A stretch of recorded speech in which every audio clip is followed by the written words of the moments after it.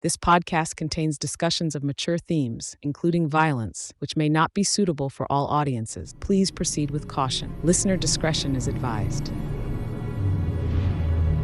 He looked human, but there was just something wrong about him. And that's when I heard the voice. The same voice that I heard 2 nights ago. He said, "Do not be afraid. My name is Indrid, cold. Wait for me. I will return. I will see you in time."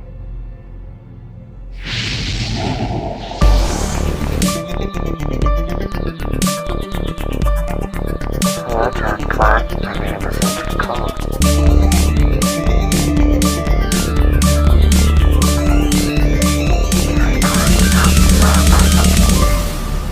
You will see her in time.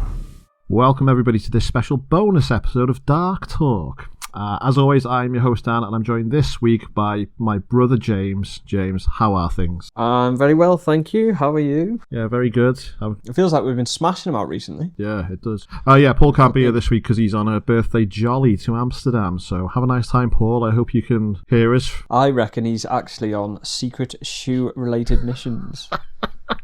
But I've told him I can't make it, so he's doing it. He's trying to get over the Iron Curtain to find some shoe blueprints.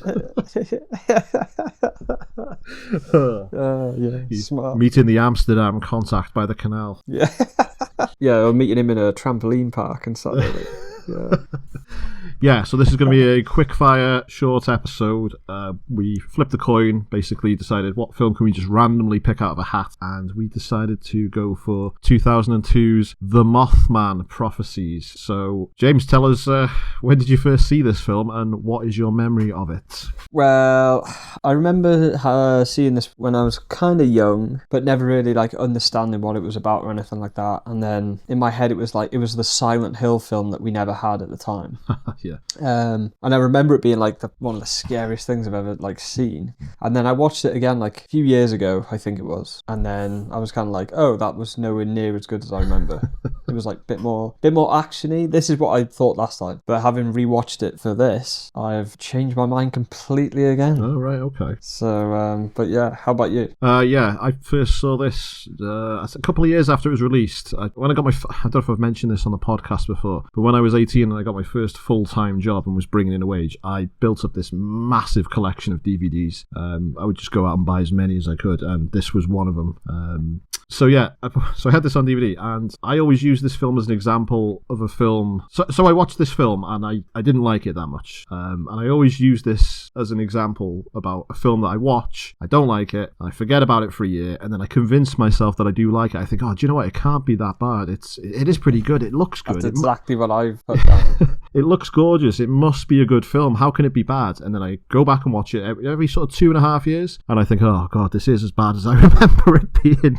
I was tricked. Really? I wrote down this exact same thing, thinking, oh, it's like an underground unknown film or stuff like that, which I know it isn't. And then I'm like, oh, it's not good. But then I'm like, oh no, it must be good. It must be good. And then I watch it. But yeah, I have changed thought. But yeah, I've changed some thoughts about it this time around. But yeah, it didn't do very well when it was released. So the film has got Richard Gere, Laura Linney, Will Patton, Deborah Messing, and Alan Bates, and it's directed by Mark Pellington, who hasn't gone on to do anything that big since doing this. Mm-hmm. So the film, it's not that it's, again, like you say, it's not that it's not well known, but it is kind of a cult film these days. I think what I was thinking as I was watching this, I think at around this time they were the producers or whoever put the money behind this, they were trying to recreate The Sixth Sense, because The Sixth Sense was like a sleeper hit that just, how much money did that film make and how culturally relevant was The Sixth Sense? Yeah. Like a big star in a supernatural thriller, and I think they decided decided to get a big star in Richard Gere and put him in this film. But it didn't do as well as The Sixth Sense. I know how you feel about Richard Gere as well. I can't stand Richard Gere. I don't know how he's got I don't know how he's had the career and the success that he's had. I think he's a terrible actor. He's just awful. Yeah, he's a bit that I don't like about this film. But like you said, I was thinking like it's a random choice to have him as the main guy. But like now it's just with The Sixth Sense success. Like they must have been like, right, we need like the big names and all this stuff. And if you think about it as well, so that was a big vehicle for Bruce Willis. And then the same year that the Mothman Prophecies came out, 2002, you also had Signs with Mel Gibson, which is another, again, supernatural alien thriller with a big male lead in it. So I guess maybe that was another thing they were trying to go for. They're trying to be an M. Night Shyamalan film. Yeah, I don't know what else to say about it until we get into it. But... Yeah, let's get into the film. So the film is actually based on a book called The Mothman Prophecies by UFO author John Keel. It's a book that I have never read. I did try and buy it secondhand on eBay a couple of years ago, and I bought it, but then there was a problem. The book was damaged, so the seller refused to send it and just refunded me. And I've never got around to buying it. But a couple of days ago, because I knew we were going to record this film, I did start listening to it on Spotify, the audiobook. Oh, sick. Nice. Yeah. And it's not really a plot, and it doesn't follow this film. There are elements of the book in this film, but it's basically just a load of UFO encounters being recounted. So, and I haven't listened to the whole thing yet, so maybe there's a bit more to it. Oh, okay, right, okay, yeah. So this is kind of like an original script then? Yeah, and there's elements from the book taken and put in there, and the character, Richard Gere's character, John Klein, is a bit like John Keel, and later on we meet a doctor character, Dr. Leek, which is Dr. Keel, spelled backwards. Oh, for God's sake. And he's also an author that wrote UFO books, so he's kind of like a self-insert to the script. I don't know how much John Keel had to do with this film, so yeah. But we'll get into the film. Okay. We'll get into the film. So we open up and we meet journalist John Klein, played by Richard Gere, who is a star journalist at the Washington Post. So Klein and his wife Mary are looking to buy a new home, and while they're being shown around this dream house, they start having sex in the closet, and they decide then and there to buy the house. How inappropriate!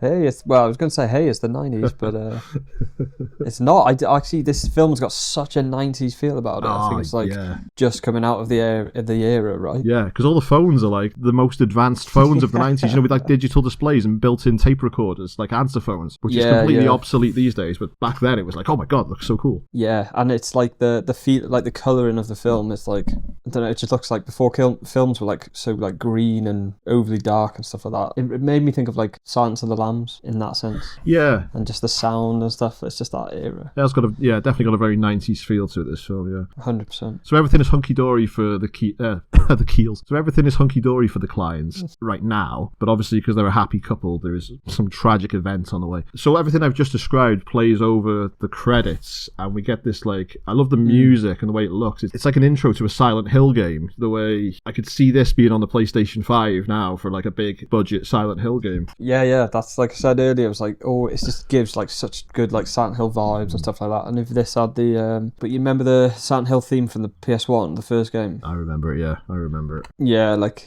but then that would be actually well shit if that was Richard Gere and his message.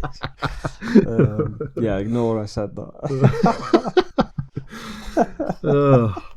Yeah, so whilst driving home after their closet shag, the Kleins are involved in a car crash which may or may not have been caused by the Mothman from the title. Mrs. Klein bangs her head on the glass and she has to go to hospital, and they scan her brain and find something which is more serious than the injuries she sustained from the accident. They find that Mary's got an inoperable brain tumour that is terminal, and sadly Mary dies, leaving her husband a broken man. Now at this point, Richard Gere's acting is very subtle. I thought it was quite sad the way he looks. I think he does a very good job of playing a bereaved husband at this point. A bit later on, his acting becomes just unbearable. You really do not like him, do you? I've never really seen him in anything but apart from this. But yeah, this isn't really the type of film he would do. What do you think of the wife seeing what could be the Mothman whilst they're driving? So there's two things that she sees. So as she's driving, she sees these two red lights in the distance, which are meant to look like the Mothman's eyes. The Mothman? The Mothman. He's not Jewish. The Mothman. Which I think looks really cool. But then you get this really bad effect of a moth rushing the screen towards it. It looks awful. I know, I was thinking like straight away, like all the hints of what it could be and all that stuff is straight away just thrown away. And I know this was like 23 years ago, but I was just thinking like if it was done today, you wouldn't see any of that crap. Yeah. You know, it would be a lot more subtle today. So. Yeah. But the thing is, and I'm jumping right to the end of the film now, a bit like... And that's it. Yeah, thank you for listening to Dark Talk, everyone. There is do you know what? Remind me there's something happens in the bridge collapse. Remind me to talk about it because it's relevant to this bit. Okay. Yes, so John Klein is collecting his wife's belongings from her hospital room and he starts going through her notebook and he sees that she has been drawing a mysterious and ominous winged figure on every single page. It's like she's some sort of demonic Jack from Titanic. I know, I was thinking how often you see this trope in films, don't you, where they're like, oh, they were drawing stuff like months before she knew she was going to die or something. Like. And that guy, what's up with that hospital guy, like just disappeared? I know, yeah, it's like, what the hell, who's this? And later on, it like pops back in later on. It would have been funny if she had like a different drawing on each page. So page 1 is the Mothman, page 2 is like the Babadook, page 3 is like the monster from Lost, and then like page 4 and 5 are like a double page spread of Goatsy. And then the next page was like, I hate my husband. My husband is a stupid prick and he can't act. Yeah, so we flash forward to 2 years later and Klein has continued on with his career, but he is still grieving his deceased wife. He keeps ducking these double dates that his pal sets up for him. And actually, before we carry on about when I saw his pal, the guy, I can't think of the actor's name, but he's from a lot of American TV. He's most famous for Sex and the City. But you see him at the start of the film, and I wasn't really paying attention. I looked at him and I was like, oh my god, it's a young Mark Ruffalo. It's fucking not him at all. No. I can't think of the dude's name. He does, actually, yeah. What is his... He is he's David Eigenberg. David Eigenberg. So I know him from, obviously, Sex and the City. He was in one season of Justified, and he's also in Chicago Fire. More of a TV actor. Garfield. The film, not the TV show. So Klein keeps ducking these double dates that his pal keeps setting up for him, and he decides the best way to duck out of this most recent one would be to take a little moonlight 1am drive down to West Virginia because he has an interview scheduled with the governor. But on his way, Klein's car runs into electrical problems on the side of this spooky-ass road in the middle of nowhere, and he walks to the nearest house to ask if he can use a phone. Did you know who was going to answer the door? Yes, I did, because I remember it's God, I forgot the actor's name now. From Halloween Kills. Dark Talk regular, Will Patton. Will Patton, that's it. I always, for some reason, think he's like one of the three that's in A Simple Plan. He just reminds me, you know, like the other week we were saying, is it Dylan Baker? We were like saying like he's like William H. Macy. Yeah. Like Will Patton seems to me, he's like one of those. He's like Chris Paxton. Bill Paxton. Do you know what I mean? He should belong in that universe. Bill Paxton. He does. Sorry. He does look like as if you combine Billy Bob Thornton and Bill Paxton. He looks like both of them. Yes. This was the main bit that I remembered about the film, and this is the whole reason I love the film, because like I love like that time warp stuff. So I think it's so much scarier than like a lot of horror films. Is just the idea of, you know, when he knocks on the door and then he gets captured in there and he's like, this guy's been coming here for the last 3 nights. I just love that stuff so much. Yeah. So Klein, like you say, Klein knocks at the door and Will Patton is playing Gordon, who is the town drunk but a recovering alcoholic. And he is very pissed off to see Richard Gere, because I'd be very annoyed if Richard Gere knocked at my house at any time of the day. So Gordon pulls a gun on Klein and holds him hostage in his bath until the police arrive. Proper country. Yeah. What are you doing on my land? Yeah, so Gordon says that Klein has been... This is the 3rd night in a row Klein has knocked on his house at 3 in the morning saying, I need help with my car, can I use your phone? Obviously Klein is like, what the hell is going on? I haven't done any of this. Oh, I know. I remember watching it when I was a kid, and I was like, oh my god, like what the hell is going on? And just all those spooky stories and stuff like that. It's just like, that's the thing I love about this film, is like all the bits like that. That's what makes it good for me and like scary. Yeah. But like, what do you think about that? Yeah, I love it. I love a mystery like that, because I'm watching it and I'm thinking, how are they going to explain this? And they don't. So, but I kind of like that they don't as well, because if they did, you'd be like, oh, that's Welsh shit. Leave it to the imagination. Yeah. So So Gordon calls the cops, and the cop that arrives is Connie, played by another returning Dark Talker, Laura Linney. I've got to say, like, I don't know if it's my dislike of Richard Gere, but I really think Will Patton and Laura Linney put on a great performance in this film. They're so good. They're both good in this. Yeah. Especially Will Patton. I've got to say, I don't even think like Richard Gere's that bad in this, to be honest. No. Like, I wasn't watching it going like, oh god, I know you just hate him, but yeah, the other two do take it, I think. So Connie is able to defuse the situation, and she takes Klein away, and she drives him into town and takes him to a motel. The motel owner tells Klein that he is in Point Pleasant, West Virginia, which is nowhere near Richmond, where he was supposed to be. Klein has driven almost a sixth of the way across the country in the wrong direction. Now he doesn't have enough money for food. He doesn't have enough money to sleep. Imagine if he had left Washington on the back of that tiny bike. Yeah. If that was the opening shot, like him and his wife originally, they're driving in the big dog. And then after she passes away, he like gets the little motorbike, or the hog, as Jim Carrey calls it, as Lloyd calls it. Traded the van for it straight up. You know the shot of it like smashing her head against the window. And if he knocked at the door, instead of Will Patton answering, it was Seabass. Yeah. He's like, what do you do? He's like, I'm just Seabass fellas offered to pick up our check. That fella over there is the Mothman. Yeah, so Klein doesn't remember the 6-hour drive to the wrong place. And he's also goes to see the mechanic who's gone to fix his car. The mechanic tells him there's nothing wrong with the car. It's absolutely fine. So it looks like he's been placed there by a mysterious, powerful force for some reason. So that's another thing, again, like back to the whole like mystery side of it and like stuff you can't explain. Yeah. When he's like, I left Washington at 1 o'clock in the morning and somehow managed to drive like 600 miles in an hour and a half or whatever. Yeah. But then also I've noticed like rewatching it now, it's kind of like done in a way now where all of this could actually be like in his head, because, which I love as well, because you're like, oh, you're not sure what's that, because like he could have just like drove for longer and then now he's just like messed up in the head. There's nothing wrong with his car.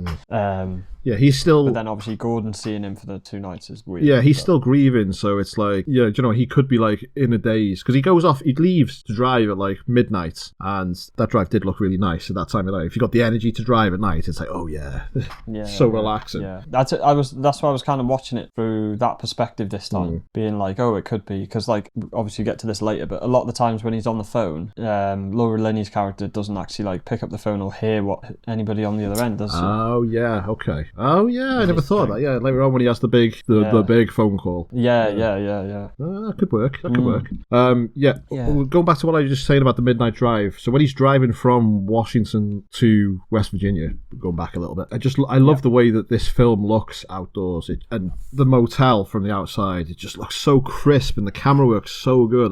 It's really cool. It's really the type of film I just love to look at. It's shot really well. There's a lot of which I like as well. There's one actually earlier on, you know, when it says like 2 years later, I think it is, and he's sat outside just in a park, but there's like a lot of floaty camera work in this to obviously like mimic the Mothman, how he flies, I guess, or they fly, which is nice. I think they've put like a lot of effort into how it looks and making, because you know, they could have just been like, right, let's just bang out this hit, let's get a celeb in and we'll just shoot it like whatever, but they've put a lot of effort in, even if it isn't like the best film. I'm gonna probably get a bit off the fence now with my thoughts on it, but I think that the director and the director of photography have done such a good job of like putting this film together. It just really needs a better script. It just needed a better script. I could have handled Richard Gere in this if there was a better script. Yeah.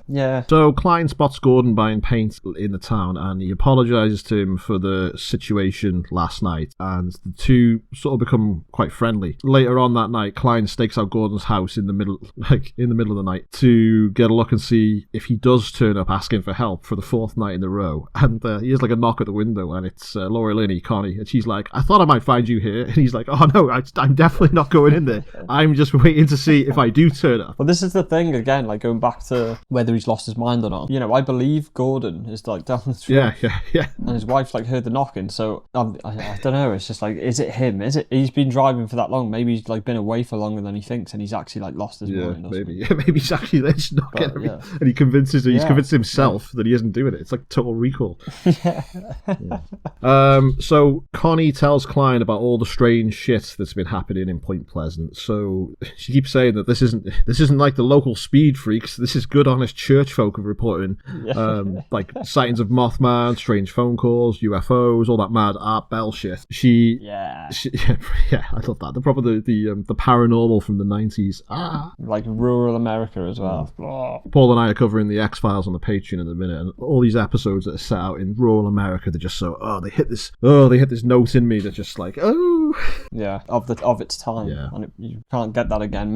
Mostly because I think just like how technology is now, everything looks so crisp and clear, whereas like stuff shot back then has just got that feel about it. I love going back and listening to those old Art Bell shows that have been recorded and saved, and they're all up online. Just that whole like AM radio sound.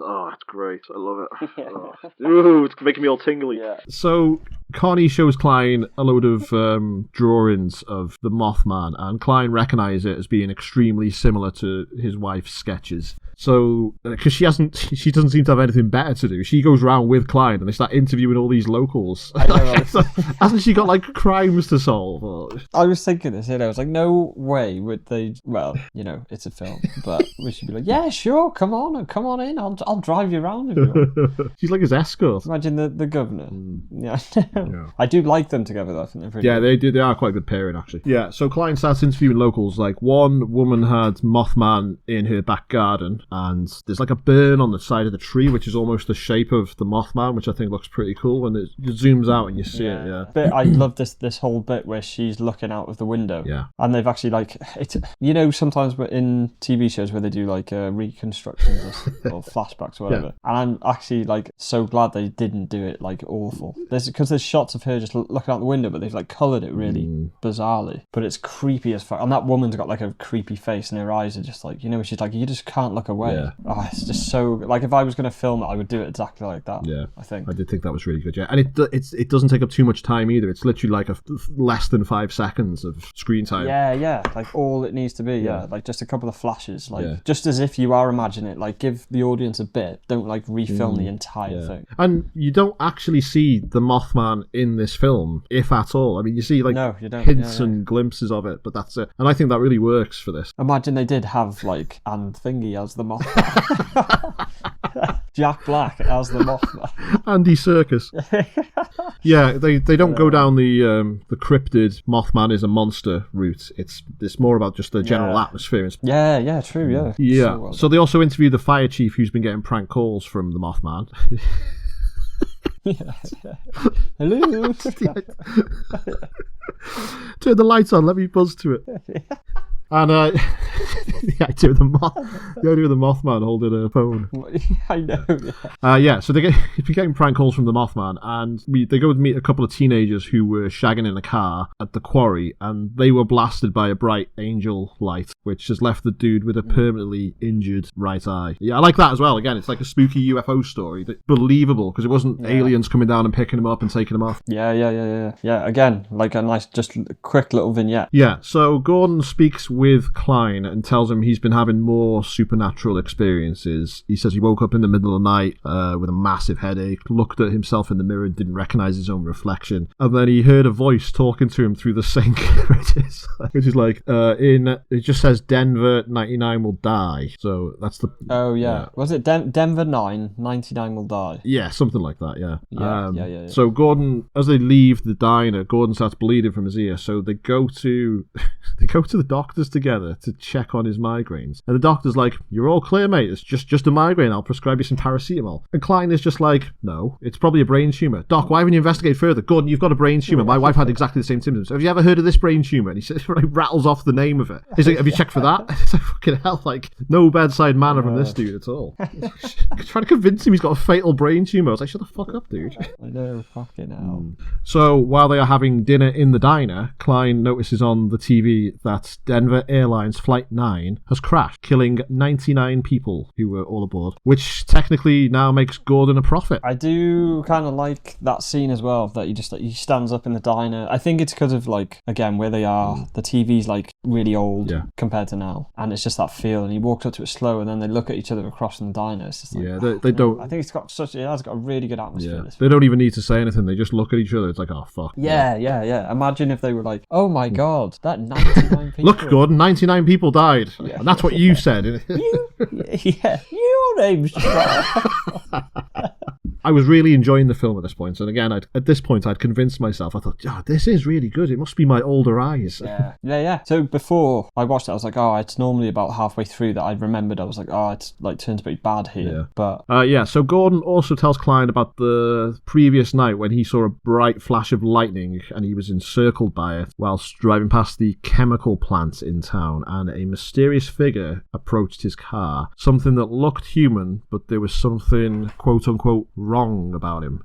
This is a character we will come to know as Indrid Cold, who tells Gordon that 300 people will die in Ecuador in an earthquake.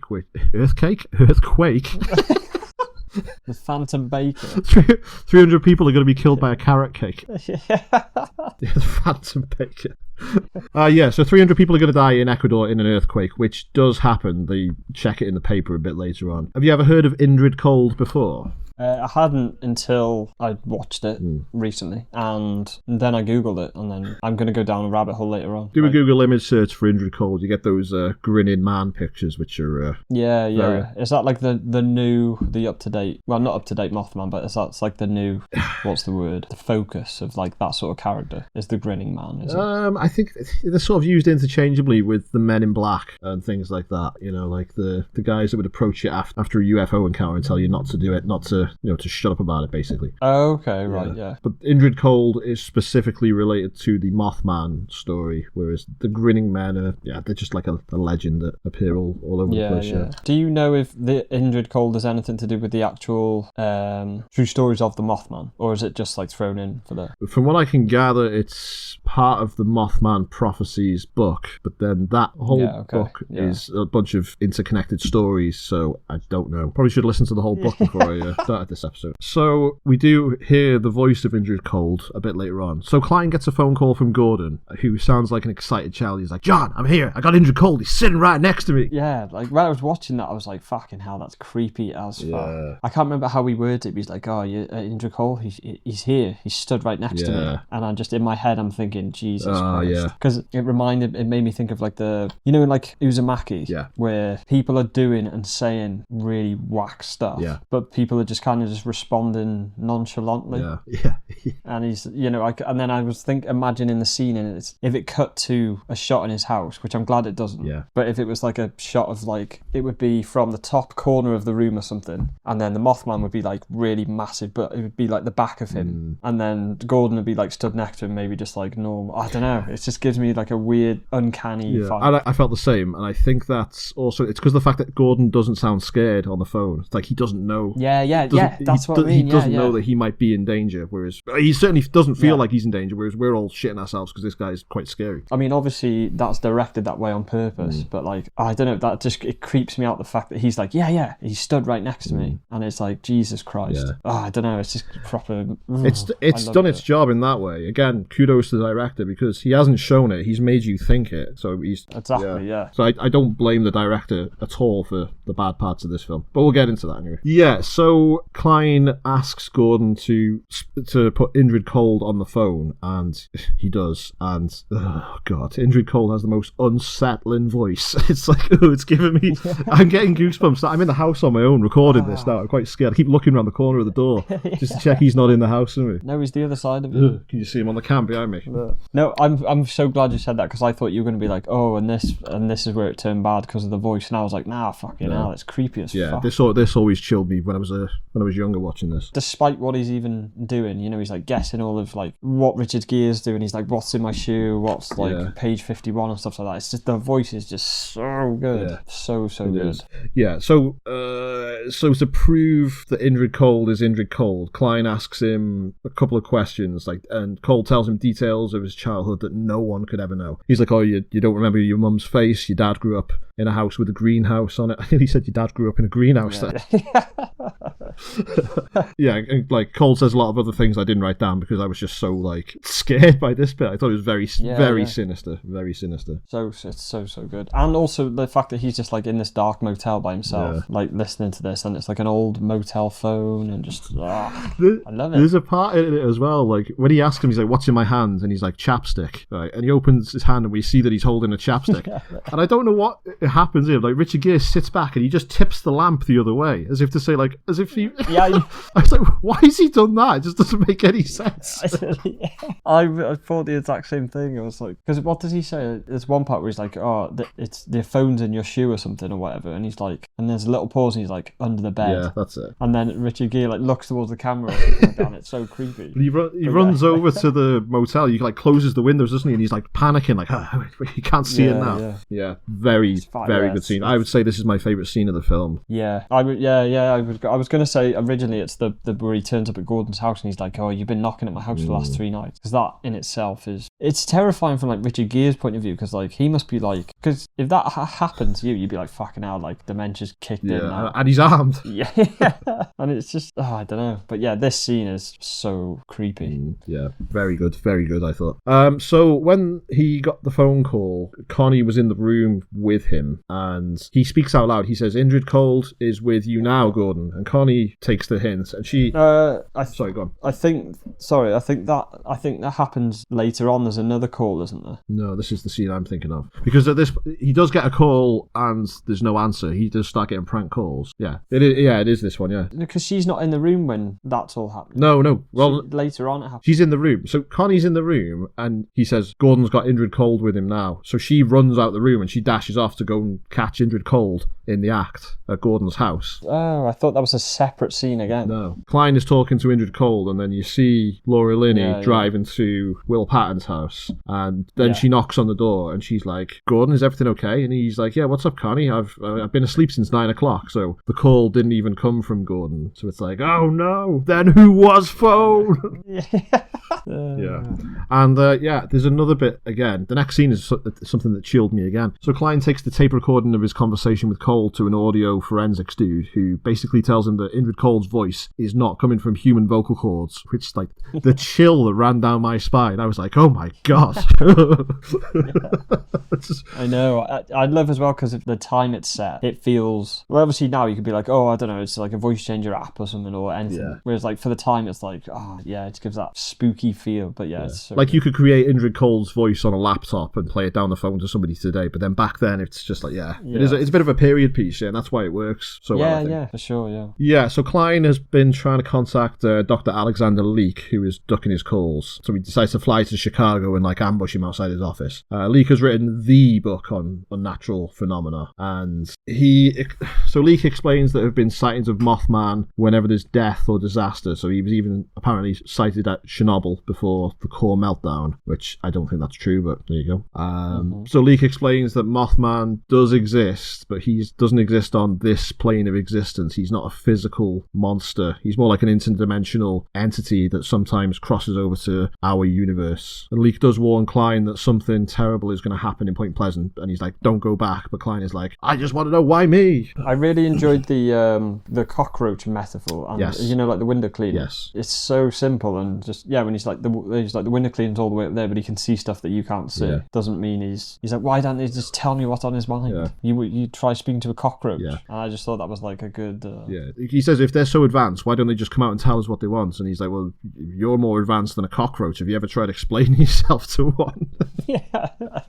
Which I just thought was like I don't know, like a good way of, again, like he's like a teacher. Like that's how a teacher would explain something to somebody that didn't understand. It's really good. I like it because it's not like trying to be like, oh, he's this scary like monster that, you know, it's like, no, he's just like a different thing, completely different thing. Like, don't even think about him on the same level. It wasn't like, oh, it's the curse of the Mothman. Oh, yeah, I know. God, this film actually could have been so bad. It could have been so bad, but again, it could have been so much better if there was just a couple of changes to it. Which I'll get into. Yeah. So Klein returns to Point Pleasant, and Connie tells him there have been more sightings of the Mothman, and Klein decides to go visit Gordon, and he sees him standing alone on the Silver Bridge waiting for Indrid Cold. And he's not wearing a coat or anything, he's just wearing like his undershirt and his like jeans, and he just looks fucking freezing. It's just... Yeah, imagine how cold it actually is there. Well, okay, so later on he gets a call from Gordon, like an unsettling call, so he rushes round there, and he finds Gordon dead. And so Richard Gere goes into the house, can't find him, he goes out through the back garden, and the director, again, like, kudos to him, they've done such a good job of making this place look absolutely freezing, but there's no snow. Do you know what I mean? I could tell that was cold, just like looking at the place. Yeah, really good, legit, really good. Yeah, because the shot of Gordon, he's basically like completely blue, isn't he? Like his eyes have gone as well. Yeah, it's so good. Yeah, really well done. So Gordon has been dead for 8 hours, but he called Klein an hour ago, which is another freaky thing. So Connie meets up with Klein, and she also tells him that a mystery woman has been looking for him while he's been away. And when Klein shows a picture of his dead wife to her, she says, "Oh my god, that's the woman I saw," which again is like really spooky. It's like, oh, do you know what? Because we don't see it, but Laura Linney's really good with her acting at this point. She's like, oh shit, that cannot have been his wife that I saw. It would have been quite hacky if they'd shown her, if we the audience had seen it. Well, I think there's like a couple of flashes where you kind of see her. I think it's her, but then Laura Linney is like, she's like, oh, I didn't say that. I didn't say I'd seen it. Like, you know, don't get thinking. He's like, yeah, you did. Yeah, you did. His acting at this point, he's like storming off. I was like, oh god. It's not that bad. It was at this point. I'd given him the benefit of the doubt. I think he wasn't too bad up until I don't know. I don't think he understood the script. I just think he was just like, right, I'm going to be dramatic. You know? So this is where I think that the film absolutely drops off a cliff, because I think it had been pretty solid so far, and there's just so much padding and nothing going on at this point. I was getting really, I'd been hooked on it, and then I was struggling to keep my eyes on the film at this point. I was like, this is just like boring me now. So Klein drives all the way back to Chicago for another conversation with Dr. Leake, and Dr. Leake explains that he's heard the voices too, and they predicted disasters, and when he like tried to save lives and call them out, nobody believed him, and it cost him his wife and his kids and his reputation, and he was institutionalized and he's lost everything. And I was thinking, why did he need to go back to Point Pleasant and then go back to Chicago for this? They could have put this in during the first meeting. Do you know what I mean? It's just like, this is where it goes a bit like away from what it's done really well. I think it just becomes like, it feels like a 90s psychological thriller, which is not necessarily a bad thing, but it was something so different, and then it goes a bit like, not actiony, but I think that they're realizing now they need to ramp it up for the final act, so there's just a lot of crap at this point. So Klein gets a call from his J. Jonah Jameson boss at the Daily Bugle, and he's like, get me more pictures of the Mothman. No, his boss actually wants him to stop dicking around. Richard Gere is the Mothman.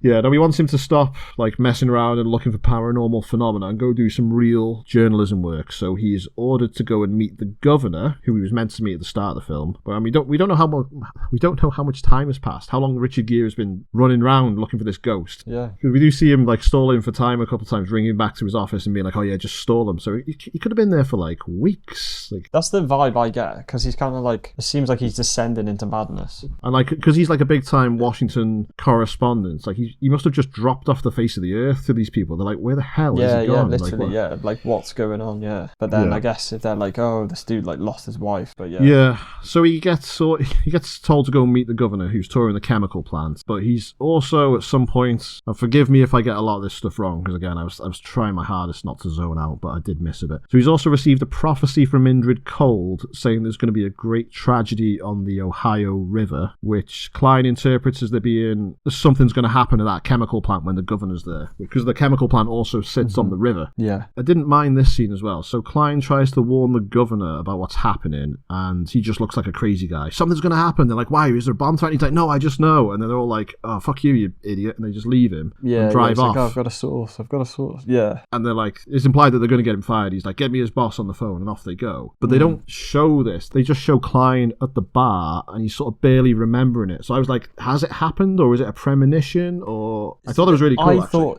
So that's what I was thinking when he was doing it. I was like, oh, this is what would have happened if he'd have gone through with it, but he didn't. Because like on the TV after that, aren't they like, oh, I say a great big thank you to my friends at thingy power plant. So I'm like, oh, he did go in the end. Yeah, so I think that the governor went there, Klein went there, and it happened how it happened, but the governor was like, well, obviously nothing's happening, so I'm just going to go anyway. So I think it did happen. Or maybe, I don't know, they do leave it ambiguous. I suppose it doesn't matter, really. Yeah, which I do again, like, rewatching it back now, so much of the film could be in his head, which I don't think was, like, intended for people to think at the time, really, but... So something that could also be in his head is he receives an anonymous message, like a note, saying that Mary will call him at 12 noon on Friday at home. So he leaves Point Pleasant and he drives all the way back to Washington to await her call. And he's sat there and he's looking at the phone, and then at 10 to 12 he gets a call from Connie, and she's like, I just thought I'd call you and stay on the phone to you for the next 15 minutes. Yeah. She's trying to keep him on the line to, like, preserve his sanity. So yeah, when I was watching this, I was like, I don't think it cut to her being on the phone for a while, and I was like, oh god, here we go, it's a Mothman, like, pretending to be anything. And then when it cuts to her, it was like that nice warm cozy feeling, like, he's safe now. It is her. It is actually her. I mean, well, at the end of the film, she looks at him and she's like, you're here, and he's like, yeah, you called me, didn't you? She's like, oh yeah, I did, yeah. Oh shit, I missed that. It was like a little bit of comedy. I thought that was actually pretty funny after the bridge collapse at the end. Oh yeah. So Connie has booked a flight for him back to Point Pleasant because she's worried about his declining mental state, and she doesn't want him on his own for Christmas. And he hangs up, and as he's about to leave, his phone starts ringing at exactly 12 noon, but he looks at it and he cannot bring himself to answer it. He's like, oh, shall I, shan't I? And he just rips the cord out and just throws it across the room. He's like, nah!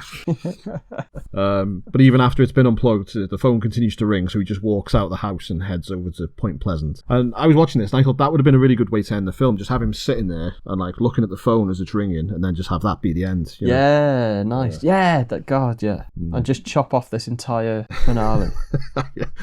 That's my thoughts as well. Well, this bridge collapse happened in real life. This is something that really happened, and it's tied to the Mothman legend. But sadly, no, the film must continue. So. Back in Point Pleasant, there's this traffic jam on the Silver Bridge, and what seems to be the entire town is stuck on it. Klein realizes that he was wrong about the tragedy being at the chemical plant. It will be on the bridge. So the bridge comes apart slowly, like, because there's so much weight on it, like cables. It's like something on Final Destination. All the pieces start coming loose, and then I know. But there's a really good scene. There's a really good shot in this. So Klein runs onto the bridge and he knocks on all the windows. He's like, "Get off the bridge! It's going to collapse!" And he sees the guy who has got the eye injury. Yeah. Who's called TJ, I think he says, or CJ. He's like, TJ, get out of the car, the bridge is going to collapse. And TJ looks up at this cable that's loose and it swings down and like kills him basically. But as he's looking up, the way they framed it, the girders of the bridge have got two red lights on the top and it's in the shape of a moth's head. And I thought, that is so clever, so good. Yeah. Again, just like those little bits. All the stuff we're praising in this film is little shots, but it's nothing to do with the writing.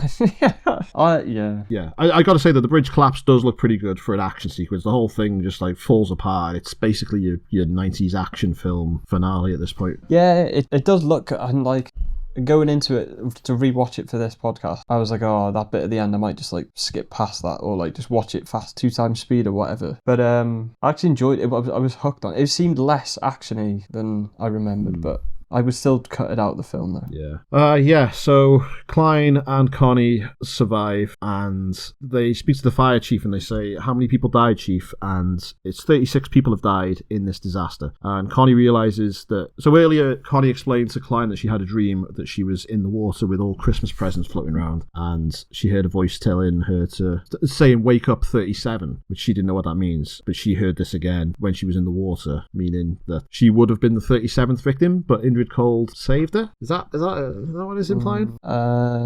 I guess I don't know if he saved her, but she's basically realised that she's had a premonition as well. She's been believing him all the way through this. She's been a true believer since the start. Yeah, that's actually a good point, because that trope of the cop being like, nah, surely that's not true. You know, she's like the Ben Meeker of a competent, like good secondary character. Yeah, exactly. Yeah. So the movie ends there with the survivors of the bridge collapse being taken away in ambulances. Zooms out and we get a bit of a Unsolved Mysteries style update. The Mothman was never seen again. Update. The Mothman was caught. Yeah, that's the end of the film. So, what did you think? Do you know what? I really fucking enjoyed it. Yeah. I really did. And like all those little bits that we've talked about, I just kept thinking the whole time, like the director and the cinematographer have put obviously all the set design and everything as well, but like they put so much effort into those little bits, and like I don't know, it could have been so bad. Yeah. But I think it's really like still really good. There's just that end bit. I just don't really like that. But I would definitely sit down and show this to somebody. Yeah. I mean, I'll definitely watch it again because in a couple of years' time, I'm going to think, oh, Mothman Prophecies, what a banging film that is. And I'm going to stick it on and I'm going to realise all the same stuff I always realise. Yeah. This was the most I've ever enjoyed it, though, I think. I think it was because I kind of forgotten the main bit. I remembered. I forgot that whole motel bit where he's on the phone to him. Like in terms of horror, I think it's like scarier than a lot of horror films because again, it's like it's what you don't see, it's what you imagine. It just seems very like un-Hollywood, like the first 2/3 of it, which I really like. But the ending is just I don't know. It's not bad, is it really? But it just changes the whole tone of the film. Especially did you listen to the song on the end credit? Yeah. Oh, what does it say? Something I saw something supernatural.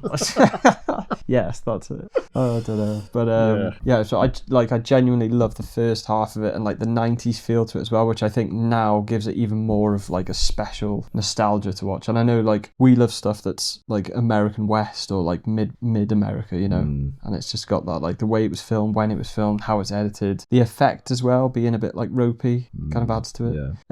But there was also that whole thing like watching it when we were young, when I was younger, you know, it's got that whole like this is a true story attached to it. And obviously like so much of this is like made up and it's obviously a Hollywood film, but like just having that with it and the way it's filmed and stuff like that, it's kind of like gives a Blair Witchy vibe, you know? Yeah, I guess the legends, the real life legend of the Mothman helps in that, because after you've watched this film, you're probably going to go and have a deep dive into the rest of the Mothman legend and see what went on and things like that. I don't know, what would you give it out of 5 or 10 rating? If they weren't trying to recreate the Sixth Sense, right, and they probably wouldn't have had it at 2 hours. Like, this could have been a solid 90-minute thriller, you know? I think there's extra 30 minutes of padding really just... I was wishing for it to be over. It had been pretty good, but then there was just a lot of crap at the end. And I think... you didn't mind him as much, but Richard Gere, I've never liked him. I think he sucks as an actor. He was just out of his depth. I don't think he understood what was going on. I think they just needed the big star. But, like, surely they could have found someone better. You know, like Bruce Willis or Mel Gibson or, like, Tom Hanks or even like Tom Cruise. Because, like, Tom Cruise has done, like, experimental films, like... Vanilla Sky and Eyes Wide Shut. Like, I think he could have been in this, you know? Yeah, it's a strange casting, but I didn't mind him as much, like you said. So. I think maybe they were given the opportunity, the filmmakers were said, right, we've got Richard Gere, he'll be in this, and you're going to say yes, aren't you? Because he's a big star, so... Yeah, exactly. Yeah, I think you think this could have been a lot worse. I think it could have been a lot better. So I think that's where we sort of differ on it. I'd give it. I think the director did a really good job of what he was doing. Just needed a better script and a bit shorter. Yeah. I give it 3 out of 5. Okay, that's pretty good. I would say it's like, I don't know. It feels like 2 separate films to me. The first 2/3 I would give like 3.5, 4, just because of the way it makes me feel. Yeah. Which I think is obviously the most important thing with a film. But then after that, 2.5, maybe 3. I don't know. Yeah. Just gets needlessly formulaic at the end, doesn't it? Yeah, and it feels like watching more of a film than the first bit does, if that makes sense. Yeah, I get you. It's like you were sucked in and you were invested in the first 2/3, and then the rest of it, like, you're just watching the by the numbers finish. Yeah. Because, like, you know, obviously, like, we're into that sort of story, so if it's done well, you are sucked in straight away, which I do think it does a really good job of it. Yeah. But 3.5 I'll give it out of 5. Well, there you go. Thank you everybody for listening to this. Thank you, James, for joining me for this bonus episode. I swear to God, our next episode will be The Vanishing. Oh yeah, it needs to be done because I have watched it and wow. Yeah. Okay, thank you everybody. We'll see you next time. Goodbye and good night. Au revoir.